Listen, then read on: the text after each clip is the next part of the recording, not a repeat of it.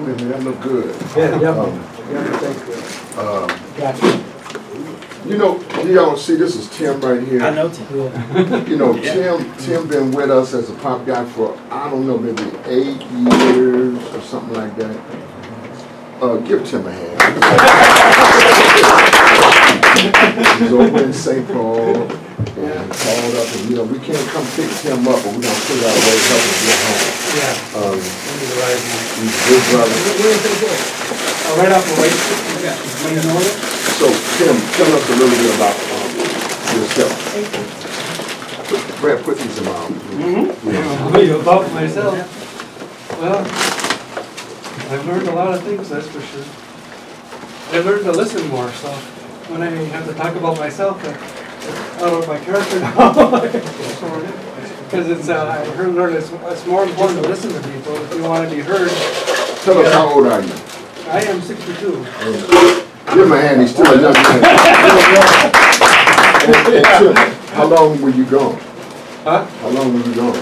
Gone? Prison. Oh, 8 years. 8 years. Yeah, that was a wonderful time. A wonderful time. But yeah, we don't want that no more. And you're first, before you get working, is work a part of what you want to do, or what? Yeah.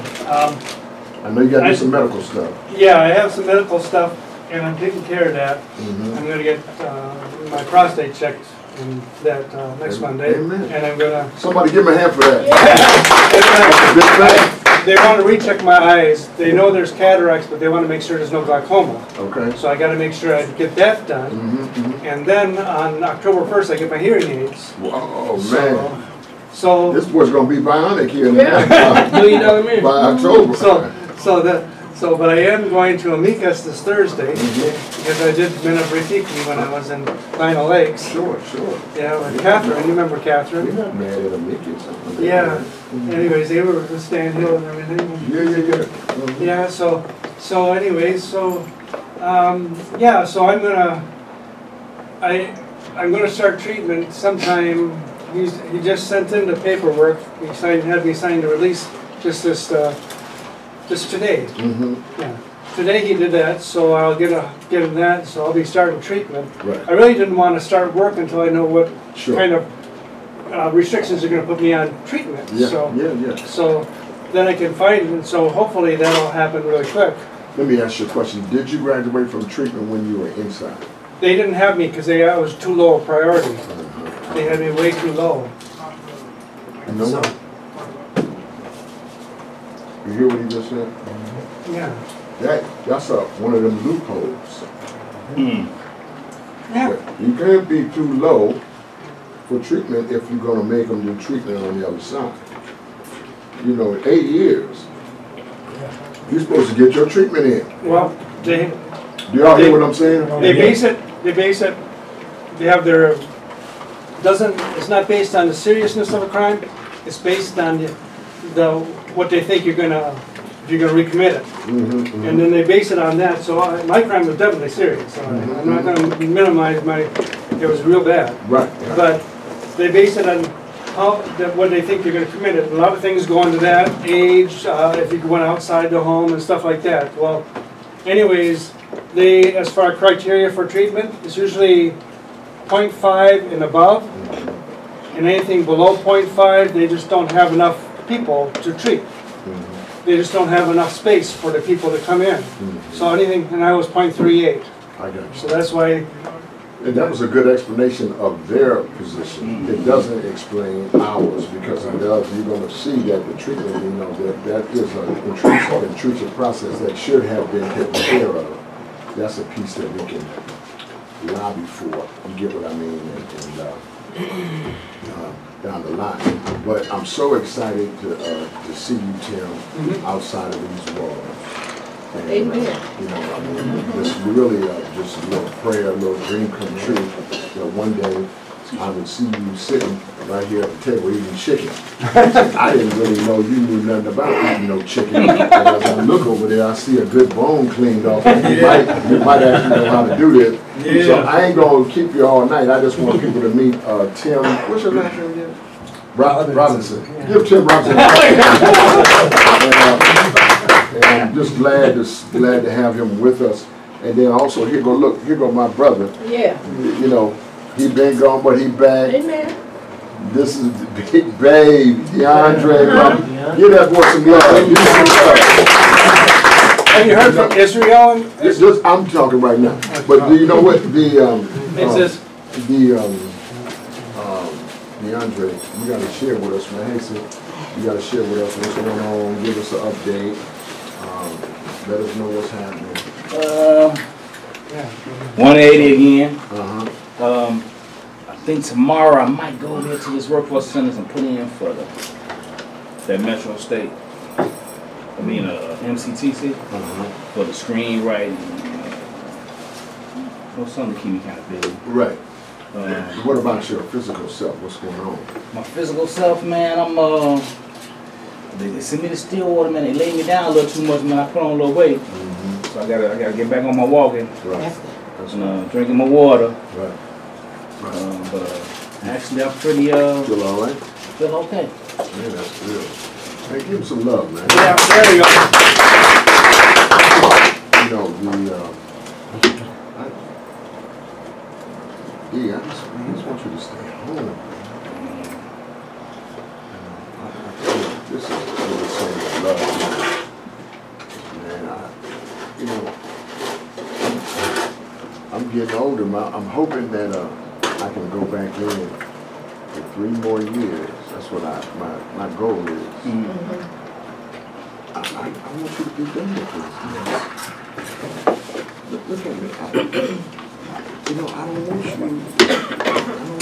in there 3 more years from now when I'm wrapping up, you know, and I'm going to be sending y'all, some of y'all, I'm going to be sending y'all when I get there. This is my goal. And this, man, I dream about you. I'm like, man, what do I need to do better to support DeAndre and stay free? I mean, I ask myself these kind of questions. You know, and Tierra, who you met, who's not here tonight, it's Tierra's birthday yesterday. Tierra went to Chicago to look at some properties with his cousin who does flipping and selling properties, rehabbing and this and that, and hanging out. But Tierra, when he come back, he has a direct line to this therapist who we have been working with. She might show up tonight. Did you ever meet her, Yolanda? No, I don't think so. You know what I'm saying? And you know, Brad has been seeing her, and just what we was praying for, part of it anyway, was how can we get a therapist that really knows who we are, Right. and who could conduct the sessions based on who we are, but not trying to make us fit in to something else that we are never going to be. That's right. And you know, there is some angst in there. And so, you know, Yolanda, I can't think of her last name this very second. I'm so right here. But she's great. I want you to meet her. And what about Agent? Who you got? Tessa. Tessa. Did you have her before? I had Mitch before. You and Mitch can get along. So, you know. Tessa, she seems like she's doable. Yeah, Tessa, she's real. So you gotta be real. That's right. You gotta be under some love. That's like a blessing. You just came out just a little bit short of this Frankie Beverly and Mays concert. I just want to tell people in the room while we're just small, man, Frankie Beverly and Mays, old R&B group from the 70s, late 70s. No, you know, he's a little bit, he had a surgery and, you know, all of this and that on his lungs to try to help him on his road, I don't know what, to help him sing some. He had to take many years, wasn't doing nothing while he was trying to recover. But his songs are so beautiful, he got so many hits that all you got to do is start the song off, then the audience do the rest. And when I talk about the audience, I'm talking about the old Orpheum Theater down there on Hennepin, packed to the rafters. beautiful people in there just having fun. And so we took Miss Elizabeth and down and Tia for his birthday. And Rhea went with us, and we just had a beautiful time. And I just wanted you to hear about this because on the news and all these different places, you're always hearing about somebody got hit and somebody got kicked and somebody punched and all this stuff, such and much. And man, none of that stuff didn't happen, man. And it was just beautiful. The vibe in the place was just so beautiful. And the Frankie Beverly and Mays, I'm gonna say this one thing about my new one. These are some old brothers, you know. They ain't nobody wearing, got pink hair, or, you know, nobody got no, you know, high heels on, no sagging and bagging. These guys just standing there, delivering that old school R&B, man, so beautiful. Yeah, they didn't even sing that. They didn't even sing that. Got so many hits, they didn't even sing that. They didn't even sing Look at California. They didn't sing that, right? But they sang We Are One. Yeah. And no matter who you know think you are, and it, you know, he lays it out to say, I don't care what your issues are, let me just tell you what time it is. We are one. And man, it was like an anthem to me. You know, I lived that way, and I love that, man. Yeah, and it, you know, I mean, it helped me, gives me encouragement to keep on trying to make it out here, you know, and keep working. This Lolita Thomas was there, and I'm gonna tell you something. The Queen was shy.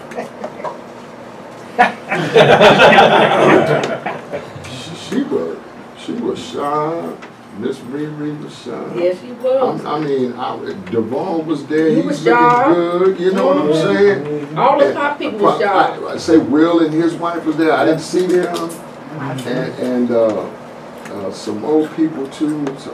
Will's wife was shy. Was she shy? Oh yes. Keith here? We went out to eat breakfast. Oh wow, man! Yeah, I seen them at delivering papers that came in. It's gonna keep the exchange, but Will didn't get a chance to. Oh wow! Yeah. He was all, They still all came to dressed up. Yeah, they Still came. came.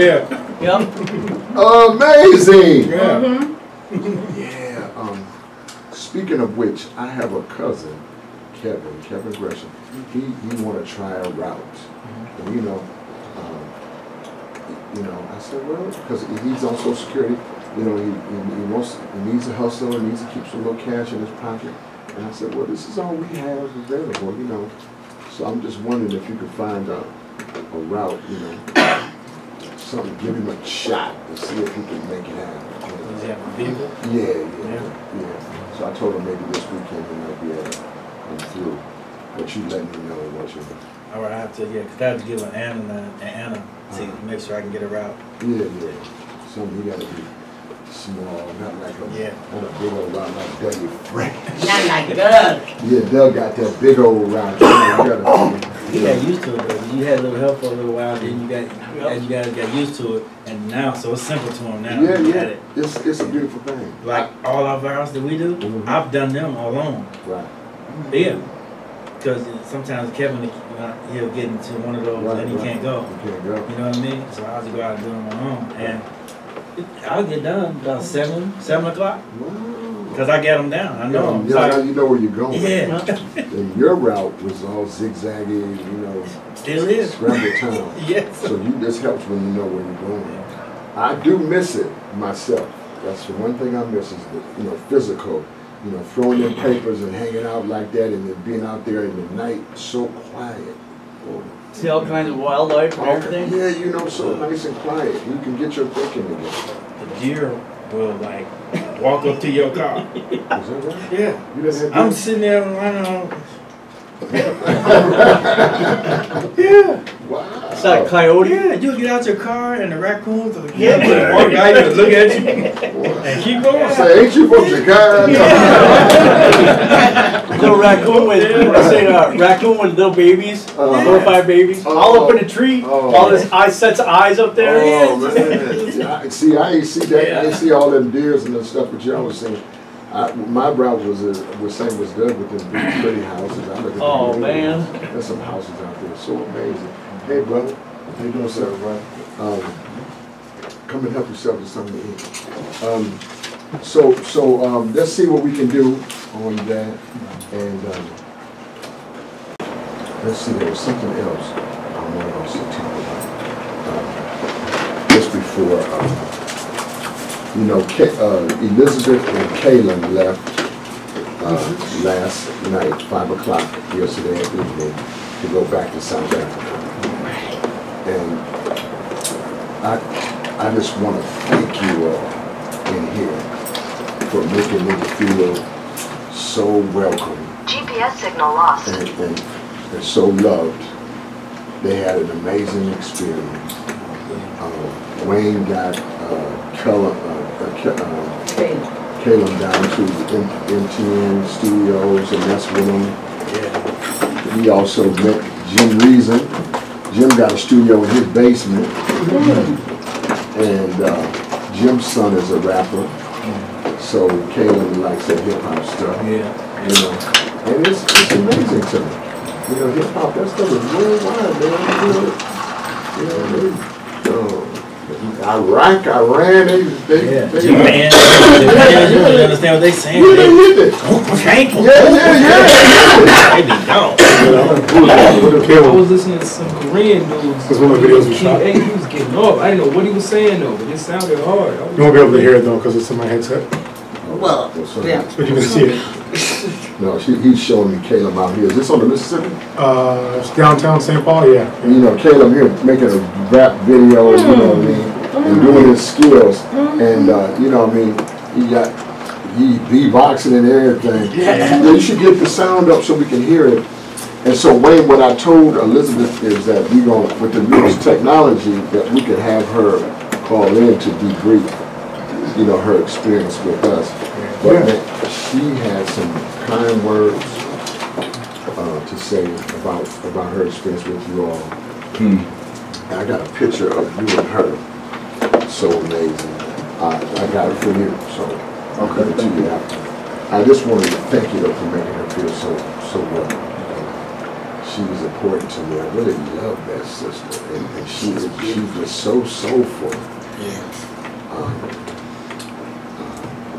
Rashad, did you listen? No, I was here. That's right. That was her second time here, right? Yeah, She was the first time.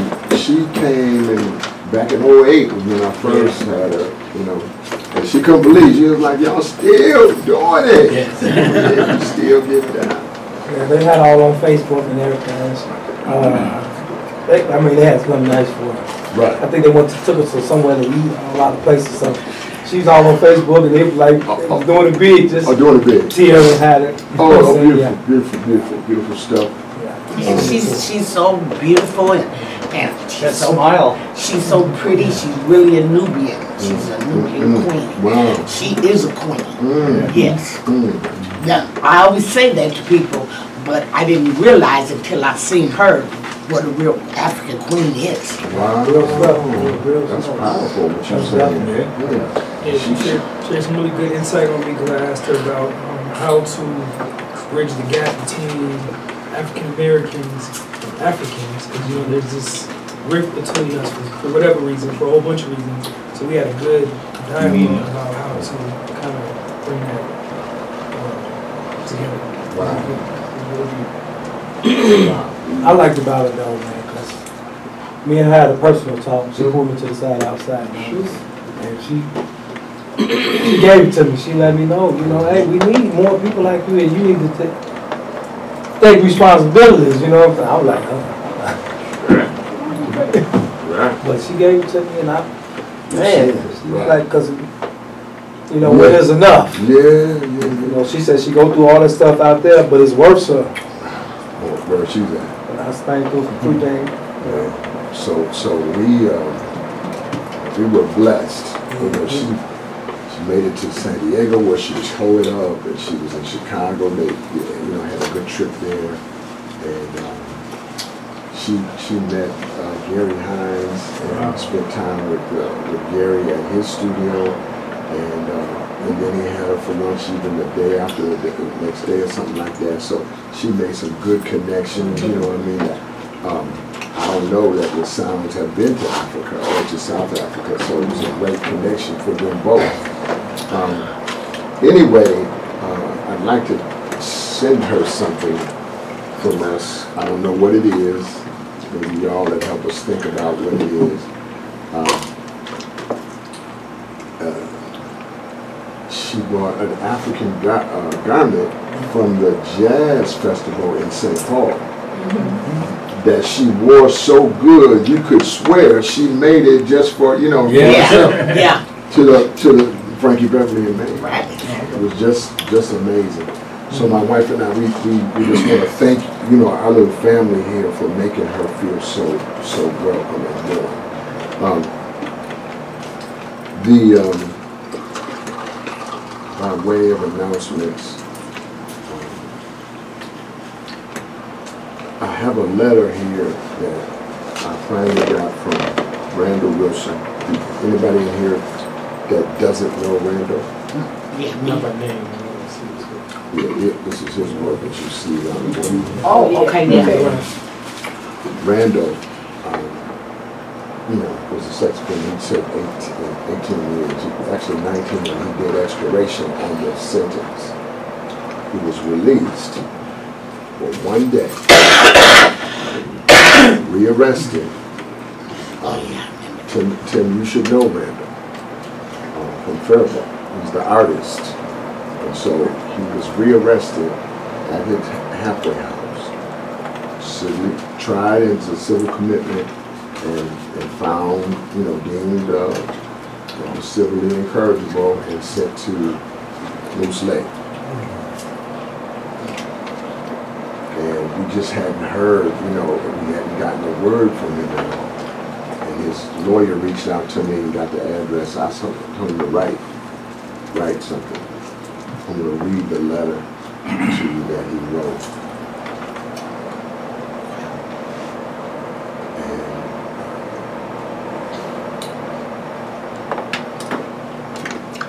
I want to say before I read the letter, Donald Amos a few weeks back sat right back here where Brad was sitting, and he said some things were so powerful. And he said, you all have to be ready. We have to be ready, because everybody's coming and everybody is got their own little deal. And we're not like in this box, pop guys in a box. Pop guys are all of us with all our stuff, all our issues. And one of the things that I don't think has been explained well, that I just want you to hear from me historically, is the introduction of crack cocaine, intentional introduction of crack cocaine, and then its evil twin, meth.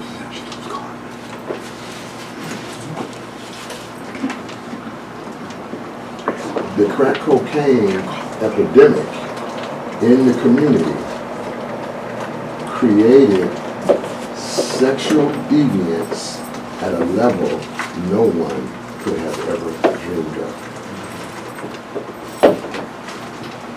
Its evil twin, meth, has done the same, even worse. Because of those introductions, I'm not clear about the historical introduction of meth, but I am clear about the historical introduction of crack. And I'm bringing this up to you is because more and more of the men that we work with inside of prison are men who have SOs.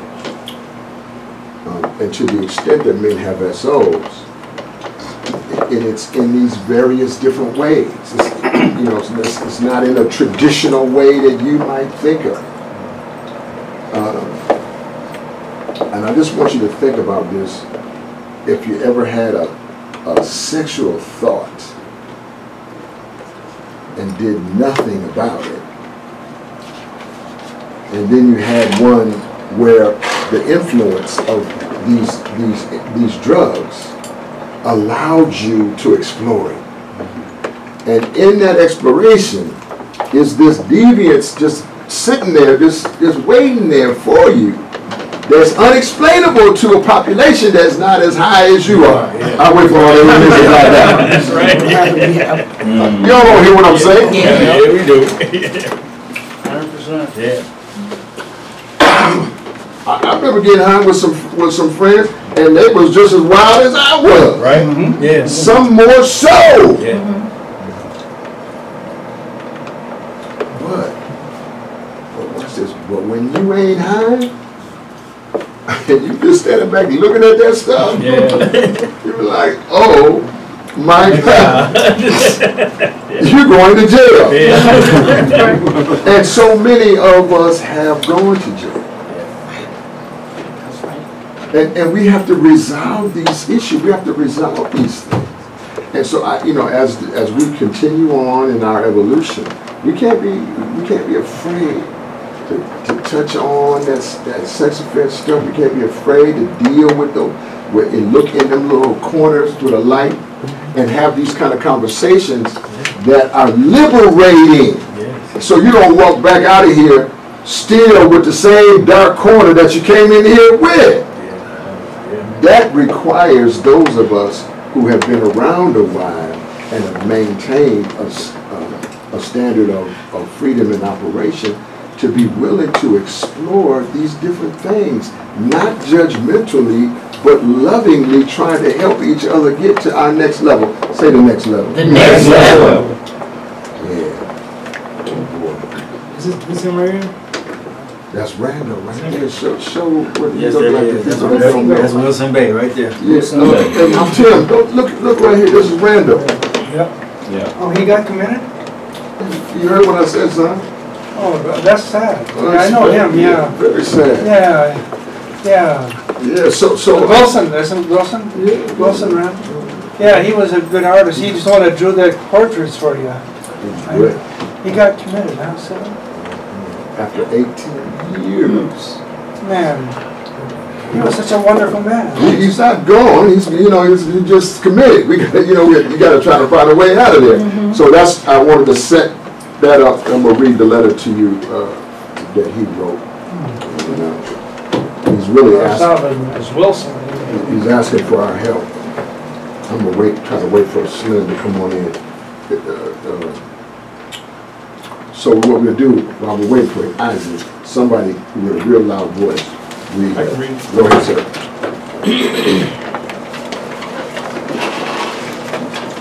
Who's reading? I'm reading. Go ahead. Just the tea. September 27th. Bring the tea. I'm sorry. September 17th. Most people enjoy the inferiority of their friends. Real friends don't notice. Norman Douglas. Many people of color believe it is their responsibility to stay in relationships, communities, and situations to prove they are true blue. Nothing could be further from the truth. We owe it to our dreams to place ourselves in an environment that provides and supports the things we want. We have a right to peace, prosperity, and success, even when it means we leave the hood. Does this mean you think the hood is bad? No, it simply means the hood is not where you choose to be. Growth requires that we move on. Movement does not mean rejection. It means we want to broaden our scope. To move beyond those things and people who are familiar to us does not mean we are leaving them behind. It means we are clearing a path for them to follow, if they choose to. New friends are silver, old friends are gold. That's right.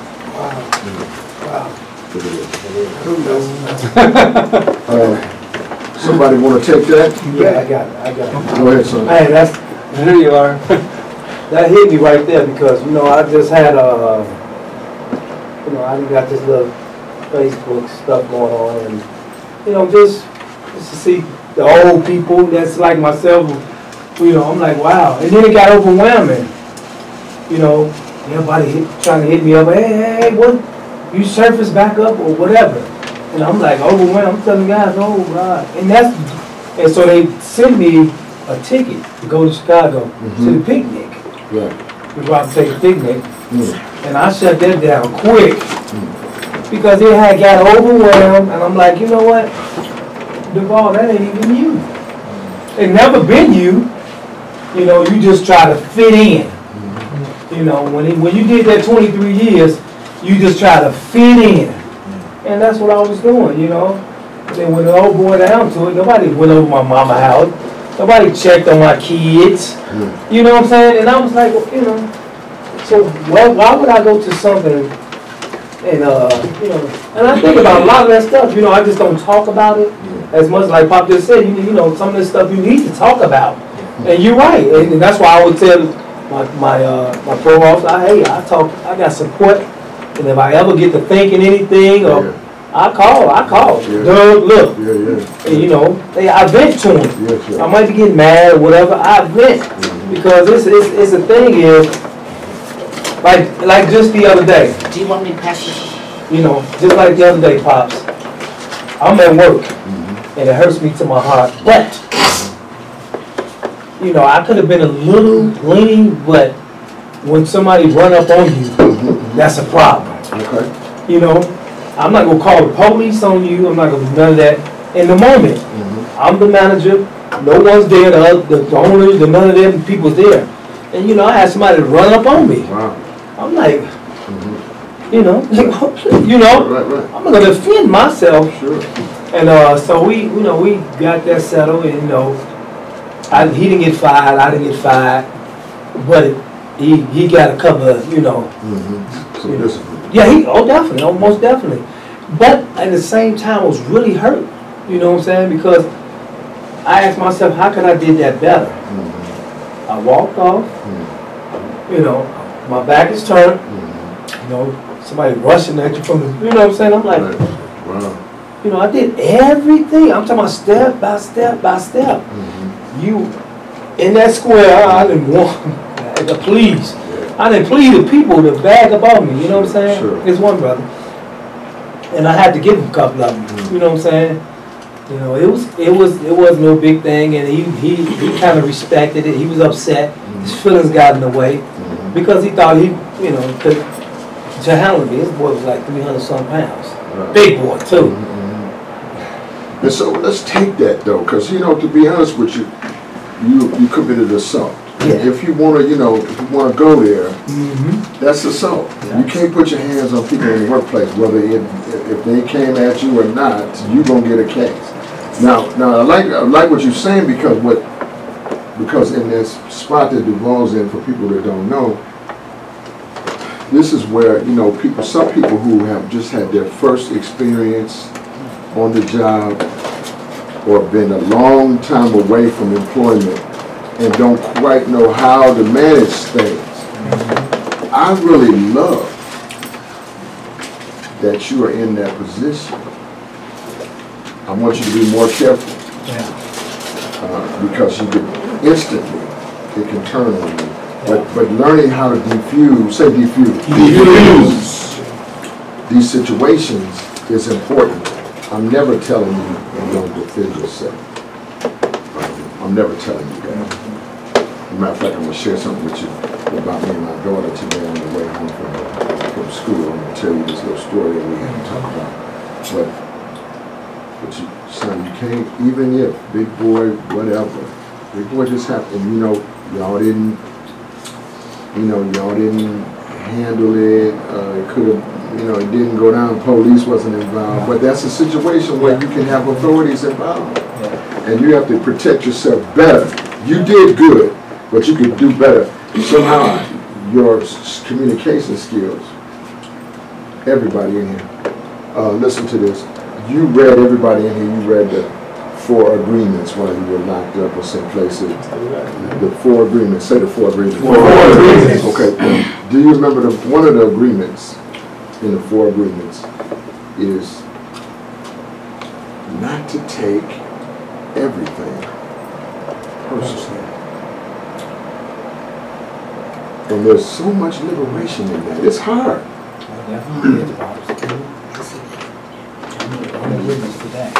It's hard, Duval. But every single thing, now he had some issues. They wasn't your issue. But he got some issues. And whoever he is, I hope he can make it out here in this world. Because he's in a good spot. I hope he don't jack it off. But we gotta deal with, not everything is personal. And a lot of times, when we're still in that street mode, say street mode. Street mode.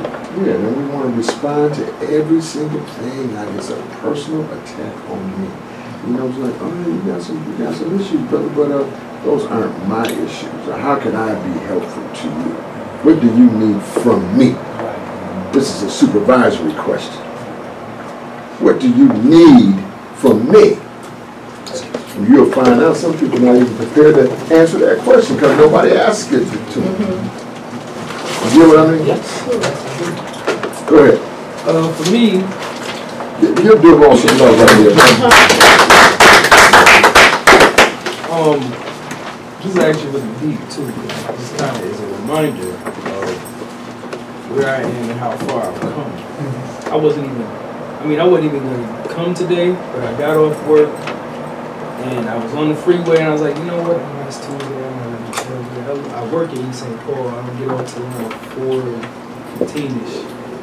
I was like, by the time I get there, it'll be just started. So I was like, let me just run over there real quick. But I'm glad I came because it's just kind of a reminder for me. And what I think about when I read this is I'm 33 and I've spent I'd say the better part of 2 decades of my life trying to prove that I was no better than the people who I surrounded myself with by choice. Wow. Going to great lengths and extents to prove that I'm just as dumb as you are. I'm just as not scared of the law. I'm just as about it and we can, you know what I mean, do all this other clown stuff. And it didn't occur to me until I got to prison that it wasn't that I was better. It was that I knew better the whole time and chose to still make the decision. Because there's guys in there who like can barely spell their name. Right. And I'm like, well, I see how you ended up in prison. I get it. It's not even your fault to a certain extent. But I didn't have any excuses. You know what I'm saying? And it just reminded me, like, when I get out, we gotta turn this thing around. And so it's just more motivation to just keep, not that I need any more, 40 months is enough, but it's just more motivation to just keep pushing. And also, I mean, I'm reminded of this because just today, you know, I work with kids, and this is so deep. I work with kids, and I took this picture. Some kids ran up to me. I teach my class. I do I'm an educational assistant, so when kids are struggling in class or whatever, which is a daily thing. Most of it is like we just said, like this big, and that's my big thing. I'm like, look at your issue. Is it this big or is it this big? Right. Will you remember this in a week? Right. Will you remember this tomorrow? You know what I'm saying? Good. And they looking at me like, yeah. I'm like, no, you won't. You don't even know what we're talking about now. No, you won't. But just today, I was on the, I do recess duty. I was on the playground. A bunch of kids ran up to me. Mr. Nins, they got needles over there. Wow. I go over there, and in the grass, scattered around the glass, there's piles of syringes. Some of them used, some of them without the caps on them. Wow. Piles of syringes just, and not like in one pile. They're digging them out of grass and holding them. I'm like, touch that, do not touch that.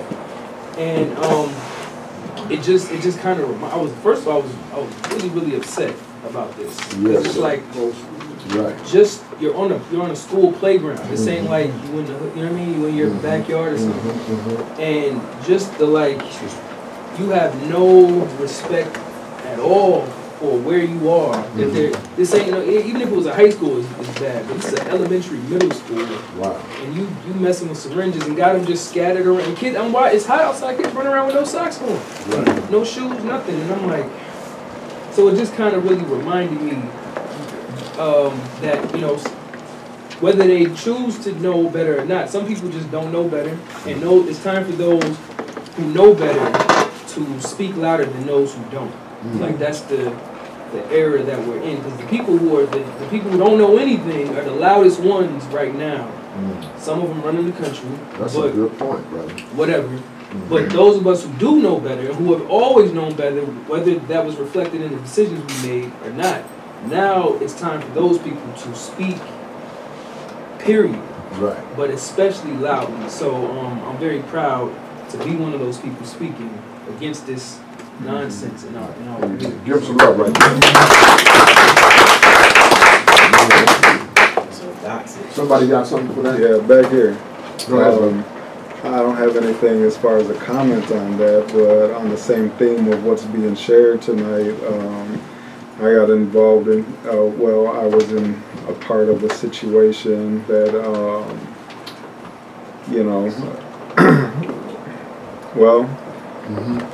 it was just, I was at church and, a place that I choose to go to worship. And a person who was an ex in my life, and just again, I have problems with relationships with exes, and my offense was with an ex that I had, and so just working out of some of those situations. So and I have been the domestic violent person in those relationships. But a turn of events, like that came full circle on me, and I was at church, and somebody that I was involved with at one point in time, and again, my relationships are with males. That's, not the important part of the conversation, but I was in the bathroom at church, and when I got out of the stall, there was this person that I was in a relationship with, huffing and puffing and pushing me and demanding that we talk because we haven't talked in a while. And I shimmied past him like, no, we're not doing this, I get up the first set of stairs, but there's two sets of stairs.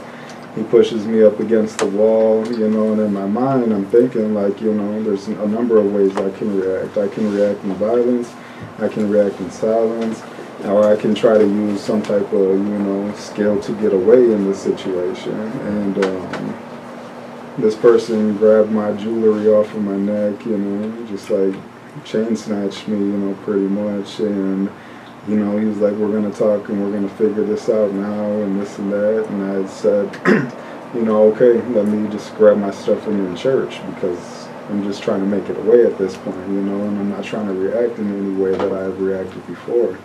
And so when he lets me go by, and I'm very thankful for that, because then when I got into church service, I called 911, and I'm, from the type of environment where calling 911 is not something that you do. Right. But I have to do something different for myself in order to get different results. Amen. And that situation could have been very different had I been the aggressor. Absolutely. Because in some sense, some people in that moment want to feel something other than their feeling. They want to be involved in some type of altercation or chaos, you know what I mean? But that's not what I want for my life. And so I make choices and decisions. I made a choice and decision in that moment that reflected loving and caring for myself, And so even past that, I mean, as a male, that's, there's a little bit of embarrassment in talking about that, but I'm going to have to take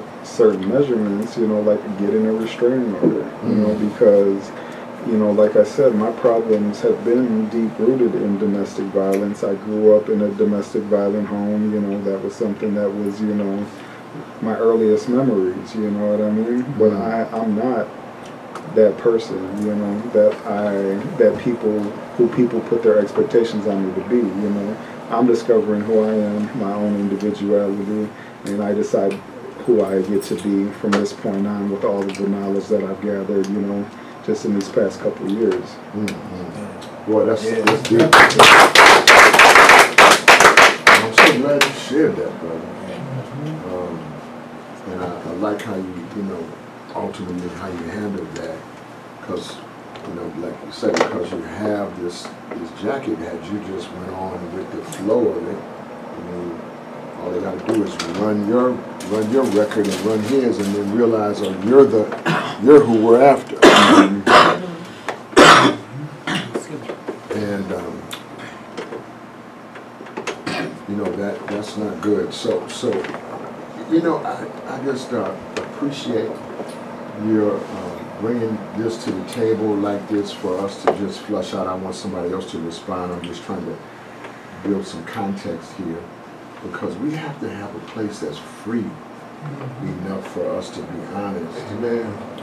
It has to be that way, and it's got to be honorable. You get it? And you know, not one of us in here is the judge. We all got issues, man. We just trying to walk out this door a little bit better than we walked in. Thank you, Lord. You know what I mean? Yeah. And so I'm so grateful for you to share that, and I just want to encourage you, man. That, you know, you did right there. Thank you. We pray for old boy. He need to get himself together, man. But you know, take that stuff on down the street. Move around. You know what you got to say. Give him some more love for that. Doug, did you want to say something? Somebody else had their hand up? No, I'm good. Okay. I want to say something Right, too, though. Because, I mean, you know, I heard your pops too, you know, what could you do better, you know, and, you know, like you said, sometimes that's really, really hard. Yeah. That's, you know, for myself, and, you know, because I could have been, if they switch it over and looked at the cake, look at the whatever, So here you go. my whole file say, you know, You're on the ground. I'm gone, I'm on the ground. Right. He's right, but he was, you know what I'm saying? Absolutely. So, and I heard you, you know what I'm saying? And I respect you when you know, you come to us. And I mean, like I said, I wouldn't have left this out, even though I'm still going to talk about my issue, because, what could I do better? Right. You know what I'm saying? And my case, I mean, the head people, Right. you know, they got some stuff going on for me, and I spoke to the board and all. We had a good one. Sure. And I just told y'all putting a burden on me that when stuff happens, y'all always come and get me. But it is again, y'all don't put that money up to get us the people that can help us in these situations, because y'all don't have to deal with it. I'm on the floor. Right. I have to deal with You're it. front line. I'm on the streets. Yes. That's, you know, it's the streets. Yes, sir. You know, I'm in the streets, Right. and I was so proud of myself, y'all. I'm telling you, look, these is the corporate, these is the big guys, and for them to grab me and talk to me about the whole situation, and what can I do for you, Duval? And I know, you know, it was just like that. Right. What can I do for you? Yes. And how can I help you? Yes. And I have these guys, I said, you know, you can give me some more counseling, how to do this the proper way, when it's bored out, because y'all, like I said, you're not on the floor, you don't want to be bothered. That's what they tell me. Duval, oh, please, walk these guys out the door. Yeah. And this is what I do. I don't get the money for it, but I need it. Right. You know what I'm saying? So don't put too much burden on me, because I'm not the security or the popo. Right. So, you know, they, I mean, I And then appreciate and the way you are. If you want to go back, Yeah, you know, yeah. I hear what you're saying. Yeah. But I like your question, is how can we do this thing better? And you know, and that is, I'm gonna just give you a response to that, is that you setting now a standard for Duval. Your standard for Duval at one time was here. But the standard you're setting currently, the things that you're currently doing, is setting the bar up higher. And you have to stay where the bar is. Don't go back down. Your demand, this was without words, just in deed. The deeds that demonstrate this new standard speak louder to the people who are here than if you try to explain it to them. Just showing what it is and then holding the line there has got as much power as the word or maybe more. You know, you can't drop down with them and then, you know, what jigger, and then go back up to your place. Then I think, you know, you're not for real. I was hurt too, Pops. No, I mean, it's... I'm talking about the B word, and then I thought about us. Yeah. I'm like, man, Yeah. well, Pops, Yeah. what he would have did. Right. Well, you know, it is, my mama ain't raised no B. Yeah, I get it. I was doing all that stuff. I get it. Oh, I get it. Because it hurts. It's hurt. Oh, he's telling the truth. You don't know that. So today, at my school, Meadowbrook is right under St. Louis Park. It's a good school, right? And the teacher, principal, Dr. Eby, she's working on building a world-class elementary school. World-class. I love her vision. The school is beginning of a college track. We had already shot one of our children through the track to graduation from college. We got K-Toll, as you know, on her way. This is her last year. She's on her way through the same track. We got Purpose on the exact same track. But the school called me up today and said, well, Ms. Price, you know, there was a fight amongst the girls. 6th grade girls. My daughter's Purpose is 6th grader. See what I mean? He said, now, Purpose wasn't involved. She's not in trouble. But she was right there. She knows what's going on. Now you gotta figure, here's Purpose, who's, let's just say, 50% or 40% my wife, 40% me, and then 20% of herself. Yeah, definitely. You know, she got leaderships all on her. It's just all on her. Yeah. But then she wasn't involved, but she was explaining to me, and now Will's daughter, Samari, they go together, so now they're in a different class, so then we had to sit there and talk to both of them after school, and I pick them up from the bus. So I asked them what's going on, and he starts explaining to me, and some of the girls who came in from another school, Harvest, God bless it. Yeah. You know what I mean? Yeah. They come in and bring some of that other drag. They don't play that right there, and I don't want that for myself. You know, but then on the way home, I was convinced that Purpose wasn't involved in all this. But on the way home, no, I had to talk with her, and I said, now, sweetie, what if it was you? What would you have done? And she said, well, Dad, I know how to kick, and I know how to, She knew what I was talking about. Keep it real with you. Keep it real. So, we just got to, because, look now, so what I said to her was this is a daddy comment. My wife can take, she's not in there. She got to see it on the tape. This is a daddy comment. So I'm going to tell you something about school things. The one who throws the first punch is the winner. So, with that in mind, if you ever feel like somebody is threatening you or is going to hurt you, and you realize you can't get out of it any other kind of way. Now, you know what I just got through telling Duval, but this is what I told my daughter. Throw that first punch. And I said that, I'm going to tell you what, don't worry about what's going to happen at home. I take care of that. Now, I'm just up here saying, I'm trying to father my daughter in the right way, but I don't want her to be punched or kicked or any of that. Right. And I have to say, come on. Pat, now he's late. Give him a hand. Look at Slim. He done came in here with some baby blue Nike. Boy, Mike Fox is here. Give him a hand. Slim too. Mike and Slim. These guys are they're on the plane or something. But this is what I'm saying. And I didn't feel, like I wasn't feeling good or bad about what I was saying. I'm just saying this is how it is. I told her too, I said, now this is just between me and you. Right. Because I'm just not going to advise her that way. But you know how to deal with it. They're going to say, you know, purpose stopped her. That's the end of it. Yep. You know, I mean, this stuff is touchy. If she's a nice girl, she don't bother nobody. I already know that part. She got the right attitude. I already know that part. Sometimes that offends people because they don't have that. Yeah. And so, you know, this is a tough stuff we're talking about here.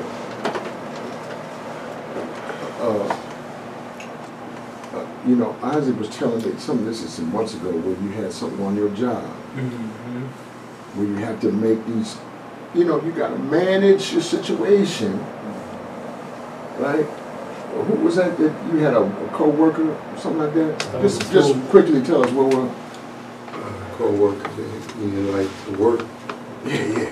And she would just sit around and watch us work. So I'm like, dude, you gonna work and you're gonna tell the boss she don't feel like working today, and go home and connect around and get with the program. So he's telling me he's not gonna do either one. So I'm like ready to give him the ultimatum. Get away from me. And you do this by myself, and you go do whatever you want to do by yourself, but stay away from me. You know. But then I knew there was something else going on with him. And I went to apologize first because of where I came off. Because he does look up to me, he just doesn't have to work ethic like I do. Come to find out he was, you know, a foster child and been bullied all his life. Yes. It's got a lot of mistrust issues and it's just got a whole bunch of stuff going on. So we ended up we got close. And to this day, you know, now he asks us for advice and I tell him a little bit more about me each time, you know. He's doing way better than He's doing better. That's good. That's good. That's good. Thank God for that. Right. For a minute, I was getting ready to tell my boss, is he him? It was me. You know what I do, so I'm going to do something like that, you know, but it turned out. See that? But it was personalized. It's a tough thing. It's a tough thing. Ain't it? Yes. Ain't it tough? Yes, it is. Huh? Yeah. It's a tough thing. That's hard. It's a hard thing that we talk about right here. Yeah, you got to make some decisions. That stuff will break you down. Right. And sometimes they have to be right on the spot to say, my sister, she don't want to talk about this, but then she got a little friend, and the friend ain't been talking to her. And then my sister saying to me, well, I don't know what I did to her. I don't know what I did. And so finally she ran into the friend. But the friend didn't say nothing to her. My sister didn't say nothing either. I said, now here you got an opportunity to satisfy, but to personalize it and say, wait a minute, that's some street stuff. Oh, that's so hard.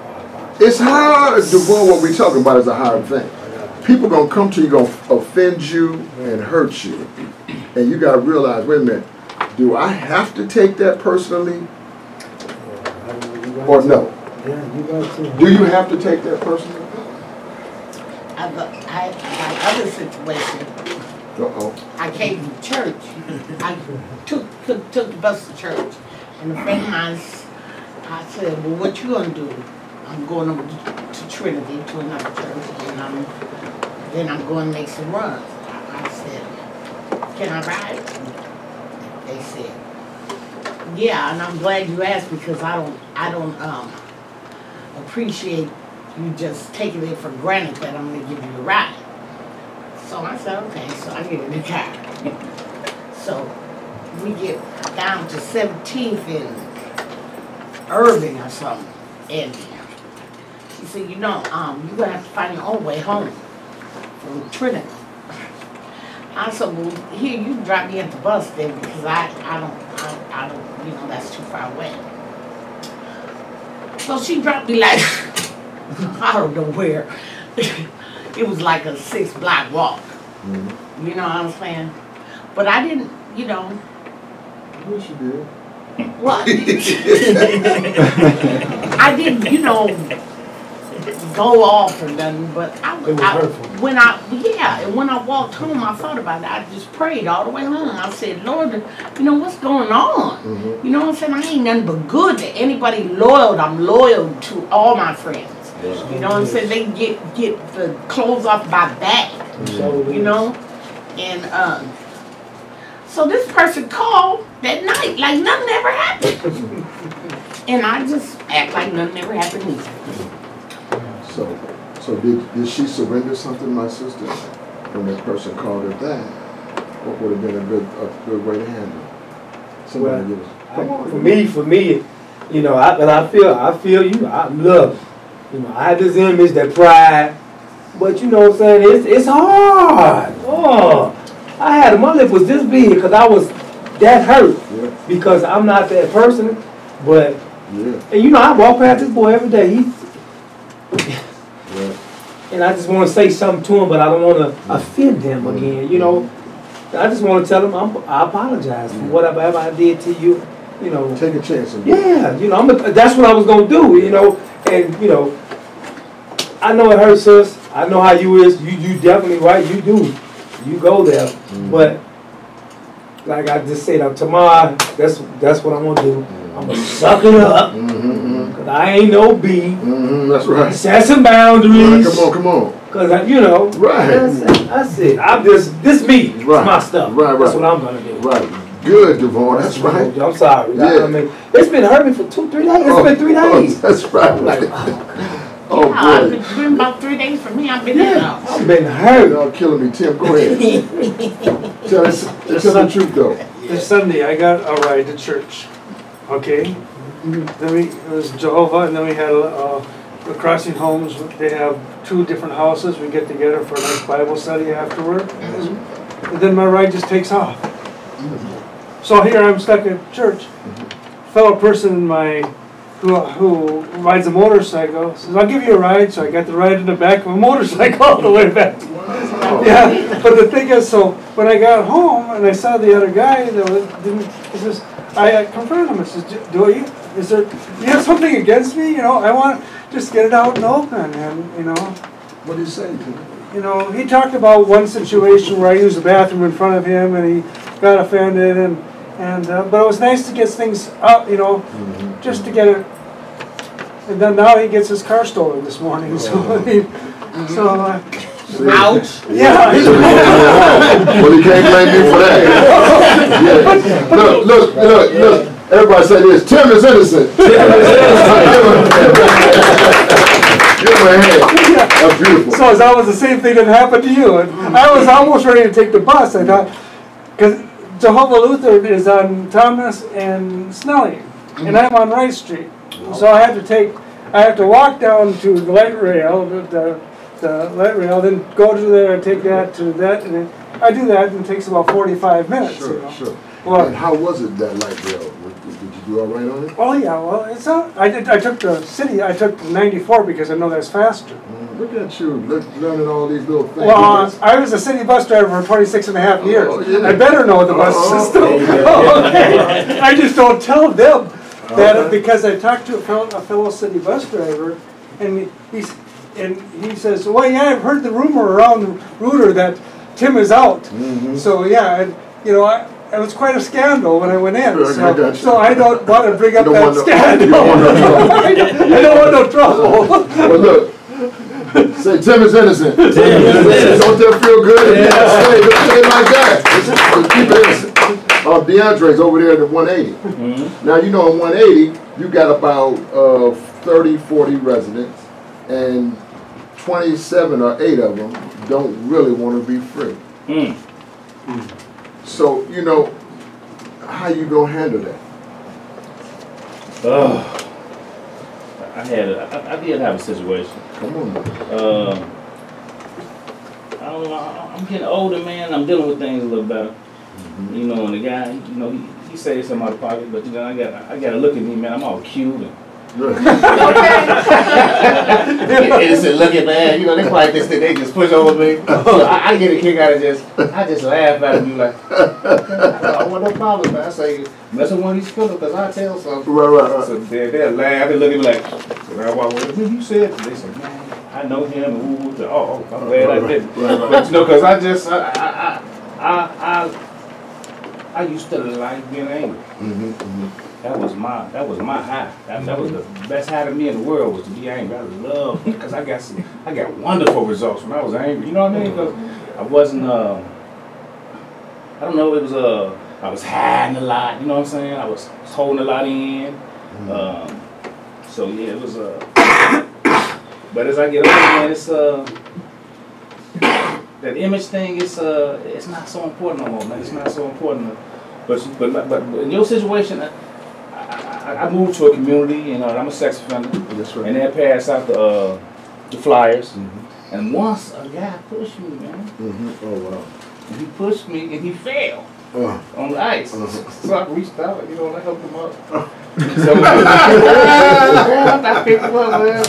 I patted him on the shoulder, and I walked off. But I really wanted to just, put my boots on him, man. Do something to him, man. But and I was like, I'm getting better. That's all I can say. That's right. I just want to say, I'm throwing this in. I mean, DeAndre's crime is so old, I don't even know if the ink still exists. Right. That's how long ago just what he's talking about is. Yeah. And here we still go. And so, yet still, somebody's trying to force you to make that 20-year-old thing, man, still stink like it was yesterday. Prevalent. Yeah, like what Duval just said, I'm not right. And I ain't going for that. But still, there got to be a way for us to solve our issues where we still have our dignity and integrity without taking it so personal and shutting ourselves down. This my sister shuts herself down. I'm just putting out because she won't tell all of it. Because then she'll say, oh, man, you know what happened to me? Handle that. Talk about it. Deal with that. Pops. Make somebody respect you. Go ahead. One thing because I believe that you have to change your thoughts in order to, change my thoughts. I have to change my thoughts to have a different result. So one thing that I tell myself in those moments is that person gets to be them, but I get to be me. And therefore the power comes back to me, and it's all from the inside rather than on the outside. That's good. I'm going to adapt that. Thank you. I'm going to adapt that because, that is, so Pat, what you got? I was trying to let you get through with your sandwich. I see. Well, I definitely, I know for me, it was all about my attitude and my, because my ego, it was there, but it was my attitude. It was my attitude that influenced me to do drugs. It was my attitude that influenced me to make all the bad decisions that I made. And I felt as though the world owed me something. So therefore, anything I did was because of my selfish reasons. And I wanted to get a satisfaction out of it, whether it was hurting people, whether it was getting high, or whether it was about,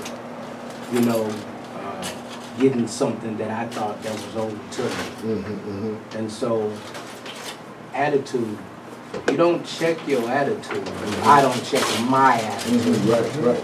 Then I'll lose everything that, I was working for. That's good, bro. One thing that I want to say to DeAndre,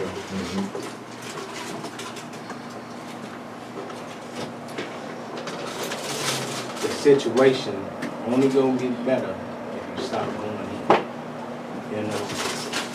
I know because I just went through the whole level reduction thing, and they was looking at me like my PO, and matter of fact, I'm sending get a new PO because my whole situation had changed. He was looking, he was talking to me like, how does it go now? Yeah. You know, we haven't had anybody to make it to the level reduction, and he was shocked. Did you hear that? He was surprised. And so I'm glad, I thank God that I did make it, you know, that I needed to do what I needed to do so that I could get to that next level. Wow. So, give him some love right there. Y'all just heard that, where the PO he had never even had anybody get a level reduction. So he didn't even know what his job was going forward. You know, that's amazing. Yeah, that's amazing. And you know, this is a dream come true for me. I ain't gonna make it. And another day I'm gonna talk more about that. Chris, what you got? So going back on things, I moved into the pop house today. Give him a hand, give him a hand.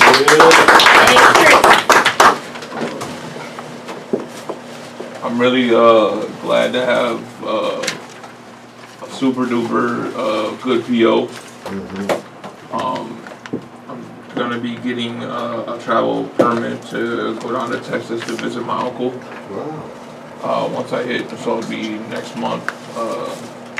But overall, if it wasn't for me changing my thinking, which leads into better actions that I make, I wouldn't have survived over a year out of going back out of the penitentiary. I just want to say one more thing. Wait. Chris is done. Go ahead, Chris. Everything is going fantastic in my life. I'm not stressed. I'm not missing no pep to my step, just put it that way. Yeah, that's right. I'm dealing with a lot better situations than I have in the past. Working a lot of hours at work, and that's what's keeping me busy from making bad decisions. I missed my first day of work on Saturday because I was ill. My first day since April 29th that I've missed work. That's good. But overall, I'm feeling way better. Overall, everything's going great in my life. Give Chris a love.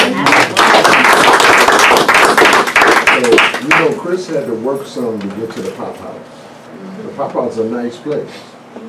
And, you know, Chris been in these little joints, these working jigger, you know, flop, you swap, you know, this don't work, that don't, you know what I mean? And the pop house is none of that. But Chris been working hard. And I wanted you to know, we see that. If you're gonna put work in, we're gonna recognize it. You know, if you're gonna put work in, I'm gonna say it again. If you're gonna put work in, say that. you know, but you know, you gotta put that work in. You know, everybody's trying to get to the next level. Say next level. Next level. So the next level, this pop house for him is next level.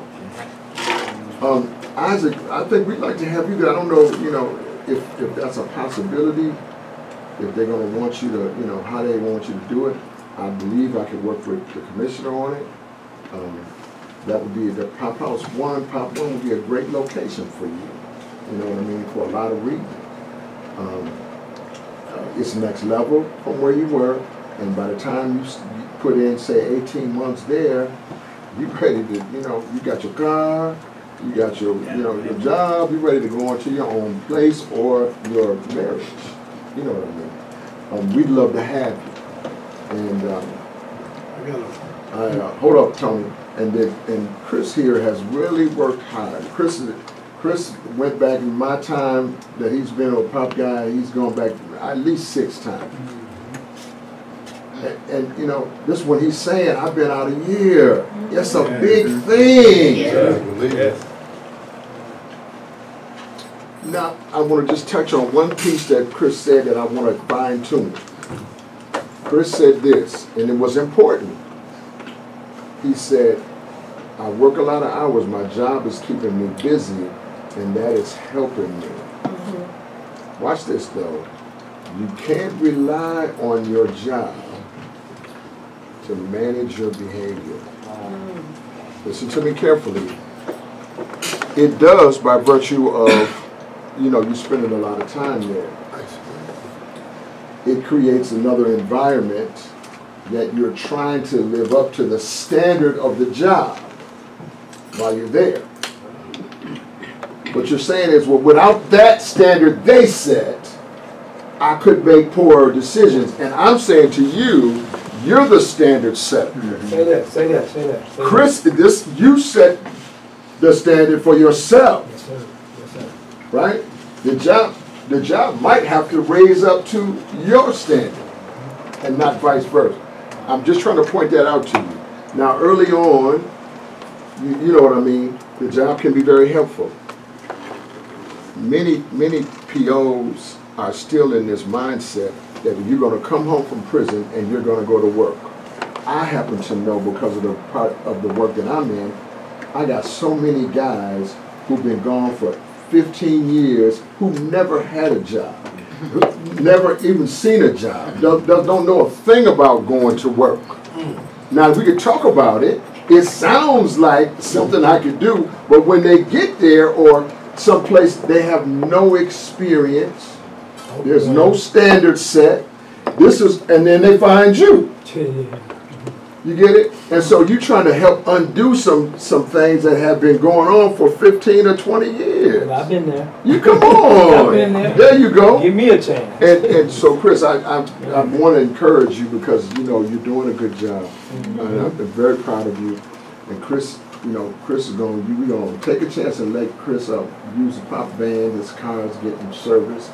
And he's going to drive the van for a couple of days while he could, when his car gets fixed or this or that, and we just believe that he's gotten his license, the van is insured, Chris has his license, and you know he's doing it.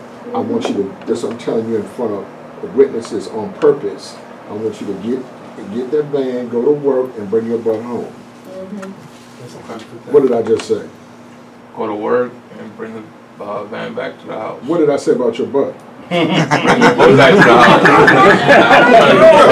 I knew he was going to say that.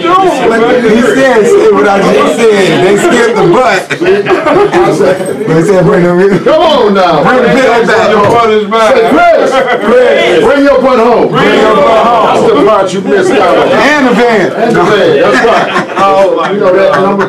So, you know, somebody. Wow. That's good business. That's good business. Somebody else was getting ready to go. Who was it? Back there. Go ahead. Tony. Well, I got good news. Good news. My work ethics has been so outstanding. At the company I'm at now, I've been at a month and a half. They finna buy me out from the agency within literally 1 month. I just got a word from the foreman today that their recruiter want to have a meeting with me Thursday. And he's going to treat me to lunch and sit down and talk to me. And I'm certain that due to the fact I work in this department called the magnet department, they couldn't get nobody back there. Right. They got me back there. The magnet? It's called the magnet department with them refurbishing air pumps and spray paint. Right. So I learned how to refurbish these machines really in a week. Wow. Mastered it. Wow. So they seen that. So the guys prior to me, they couldn't keep him back there. So happened the guy that I work with is somewhat of a head case. Could nobody work with the dude? I got such a sense of humor. You know, I'm a caseworker, all this good stuff. You know, been there, done all that. So I'm capable of dealing with anybody with any character, mental defect that they have. So me and the guy listen to country music all day long. We jamming. So they seen that. So they finna put me in a position to literally run this department with this gentleman. So the way things are looking, I got a meeting with their recruiter Thursday to have lunch. The way things are looking, they finna bat me out from the agency. It's normally 90 days. I done popped them in a month and a half. Yes, sir. Come on, give me some love. This brother Mel just coming on in. Just come on in, grab a seat over here. Anywhere is just fine. So, see, I love what we're saying here. If we could, in terms of the takeaways from tonight's discussion, part of what I think is some of the takeaways, and you can chime in too. And as a matter of fact, once you go, I haven't heard from you. Go ahead. You know, I've always really just been on a humble, period. I've never really been one to start fights, get into people's faces. I always try to de-escalate some things, right?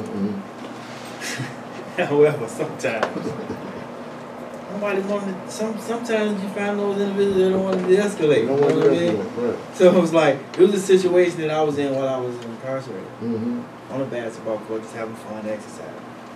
And the native guy, he just got beside himself, man. He got to call me all kinds of names and N-words and stuff. So I just kind of like, oh, okay.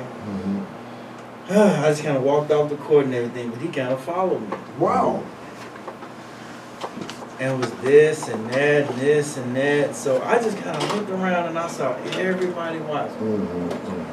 I'm sorry. Yeah. I am. I'm sorry. I just had to handle it. Yeah, right. I just had to handle it. And he was the one who called it for the natives at the time. Sure. Wow. In St. Cloud. He had it over the whole. Yeah. So I think it was just a situation where he know he had that. Yeah, yeah. So he reared up. Yeah, yeah. And I'm just humble and not really on that. I just got there. That was early. This was early on, yeah. I just got there. Yeah. So I still got some. Yeah. But I just had to. It was a situation where I had to do it that way because I'm thinking like, I'm going to be here for a while. I allow this guy to do this here now, I'm going to get it from other people. So I stood up for myself at that moment right there. And I said, listen, y'all don't have to jump in it. This is him and me. This is man and man. Y'all know who he is. I'm a nobody. Me and you can go. Let's go. And we just went. I handled him. Sure, sure. He didn't like it. No. But what they gonna do? Right. And you know, and that's so amazing to me. And I'm gonna show you something. How many years ago was that? Oh wow, this was 25 years. Now, but look what happened though. See, this conversation we're having took him on a rocket ride from here in the table and right now, back 20 years ago, to when, you know, he couldn't avoid that piece. And what we're talking about is how can we not make these things so personal? You know, I mean, it's a hard thing. It's a hard job. And I, you know, I have found this to be true with some individuals who I've worked with, you know, professionally. I found this amongst a very small percentage of people. And this very small percentage of the people can say really hard things to you, but not be belittling you as a person, but talking about a behavior that needed to be corrected or an error that needed to be addressed. There's a very small percentage of people who know how to do that. You get it? I've also found those people, a very small percentage of those people, to be excellent listeners. And they never jump to conclusions or take one person's word without hearing both sides. This is a percentage of professionals that I've worked with. And I really learned something from that percentage in some ways. They didn't take things personal. People would sometimes hate them just because of their position. You didn't understand them. They don't spend much time with you. You're dude over there. You get it? So you got this aura of this or that, and people just don't understand. You know, what I say is, if you don't know me, you won't like me. Okay. If you get to know me, you're going to like me. And there's some people that operate in a position, they don't always get to know you on the level that you're the most comfortable with. But it don't mean that they're not paying attention. And I learned from that group of people. I'm going to tell you this, my wife is in that percentage. Listen to me carefully.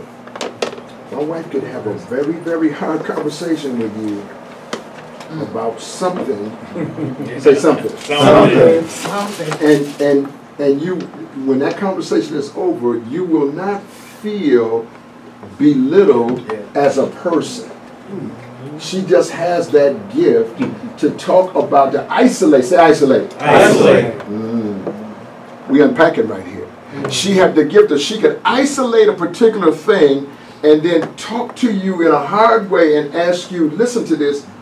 Actually, her way of getting at it is not to give you a narrative.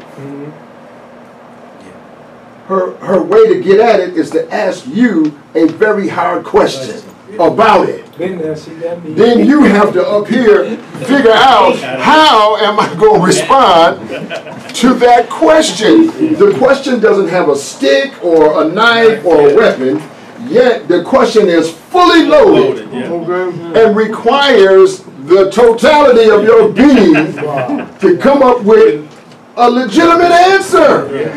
And she want to hear. I'm about to say, people she knows she want to answer. No, she do want the answer. And I mean, but this is a percentage, and what we, what I'm bringing this up to say, these are things that we need to shoot for. I'm going to take Rashad right here, and then I'm going to pass it. Rashad is working with our babies, right? Rashad is an interrupter. I'm going to just wait for you to think about that.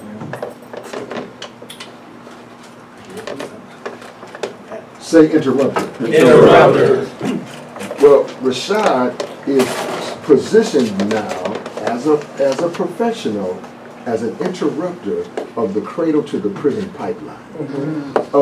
A pipeline that he was on himself. Wow. And so while he is sitting there having a session with a child who's taking everything personally, who is in pain, your skill set has got to be able to take all of that in and love them anyway. Because what is the child hungry for? Knowledge. Love and knowledge. Now watch this. Now watch this. Now what are you hungry for? Don't answer. Just think about it. See what I mean? You hungry for it too, sitting here now. Stop. That don't mean nothing. Stop. Listen to Blake. We all hungry for it. What validates our existence is love.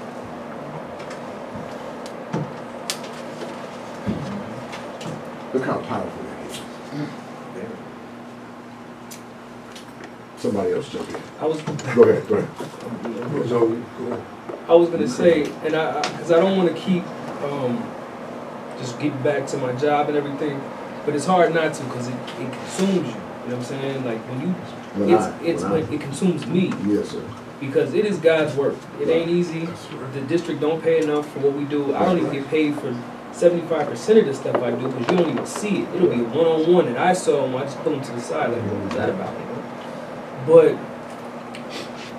that's why I come here because it's always a message that I need. It's so hard not to take it personal too. Yes, sir. Because when they work with you every day, kids are sharp and they know they know the right stuff to say. They know who to say it to. One boy told me hush today. I was like, my buddy.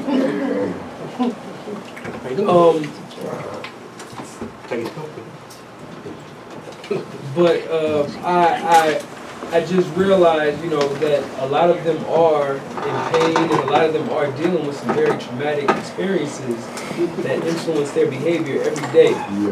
And I have to keep that in mind and not get angry and not feel like, hold up, this kid owes me something. You know what I'm saying? Like, do you know who you talk? Like, because some of that stuff will come, even with them, even in the situation like you said, it's literally the same thing. You're dealing with a kid who just never grew up. You know what I'm saying? And I'm dealing with kids who are trying to grow up, but sometimes they make it to my man stage and just never grew up. And I point that out all the time. I'm like, how many of y'all see people in your neighborhood who act like kids but they grown men? On the corner, oh mama, you got me messed up on GDN, focus. And I'm like, how you think they got there? So true. What you think they was doing when they was your age? Same thing. And nobody had the conversation with them, or they didn't listen to the conversation when somebody tried to have to say, bro, come on, slow down. Listen before you get upset. Understand what's going on around you. But slow down a little bit. Nobody ever had what I'm trying to do with you.